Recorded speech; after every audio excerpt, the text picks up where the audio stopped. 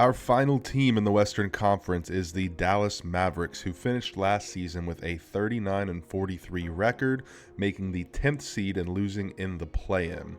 Now, we all know what happened last year, trading Luka Doncic for Anthony Davis in a first, so that really shook up the roster, and it's hard to exactly say where Dallas could have been with a full season of Anthony Davis and Kyrie Irving, and guess what? We're not going to know the answer to that this year either. Kyrie Irving will miss most of the season with a torn ACL, but should be back for a late season playoff push. In the meantime, D'Angelo Russell, who is a defensive liability, will be tasked with the starting point guard duties until Kyrie returns. Klay Thompson will likely start at the 2, but sadly he's just not the player that he was in his prime Golden State days anymore. Now, they did extend Kyrie Irving, they extended Daniel Gafford as well as PJ Washington, and picked up Dwight Powell's team option. So those are some great returning pieces for them. Now, their only big departure was Spencer Dinwiddie in free agency, and I'm reluctant to even call that a big departure. I don't think there's going to be too much of a difference between Spencer Dinwiddie and D'Angelo Russell, aside from maybe a little bit more scoring out of D'Lo.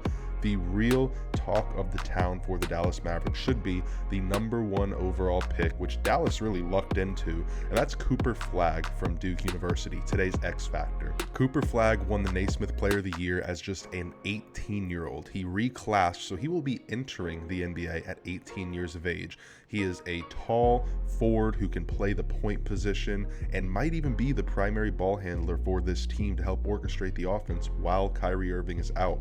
I don't see that as a totally impossible scenario. You could argue that Cooper Flagg's the X factor since he'll be leaned on early to try to keep this team floating around 500, but it might be Anthony Davis, and I hate to even say it's Anthony Davis because we all know Anthony Davis loves getting injured. Okay, maybe not loves getting injured, but there's a reason they call him Anthony Street Clothes Davis. If we look at the rest of their roster, Derek Lively should be the starting center, Max Christie and Najee Marshall, 2 other pieces off the bench. I don't expect Dante Exum to do too much as the backup point guard. Again, I think that some of the ball handling is going to go to Cooper Flagg primarily. Now, I will say this team has their win total currently set at 41.5 according to FanDuel. To me, that's just a little too much with Kyrie Irving missing the majority of the season and Anthony Davis just simply being unreliable when it comes to staying healthy. I do think Cooper Flagg is a transcendent level talent, but even for me, being a 500 team with an older Anthony Davis and no Kyrie Irving simply is just out of the realm of possibility for this team. Therefore, I'm going to go under 41.5 wins. I will say this will be a fun team to watch because you are going to want to monitor Cooper Flagg's development. He doesn't have that similar of a game to Luka Doncic, but think of when Luka, that opening year in Dallas 2018, had a few exciting game winners, dropping 40-point games left and right. We could see Cooper Flagg do that as an 18-year-old, which is just unheard of in this league and something we haven't seen really since LeBron James. Maybe you could even say Wemby, but Wemby didn't have the scoring outburst that Cooper Flagg would, and if he did, it was a lot more his size rather than his skill set.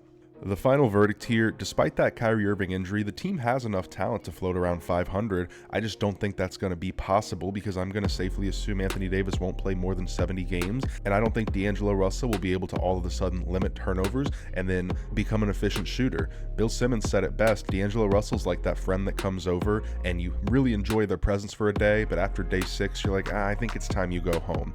That's basically what D'Angelo Russell's going to be like with the Mavs this year. So while this team maybe can get at 500, I'm still going to go under 41.5. As always, thank you guys for watching, and shout out to Suncoast Sports for helping me produce these videos. Suncoast Sports being a breaking company on the app Fanatics Live. Fanatics Live, a place where we get all kinds of exclusive NBA trading cards, memorabilia, and autographs alike. We will see you tomorrow with the Eastern Conference, and thank you guys for the support.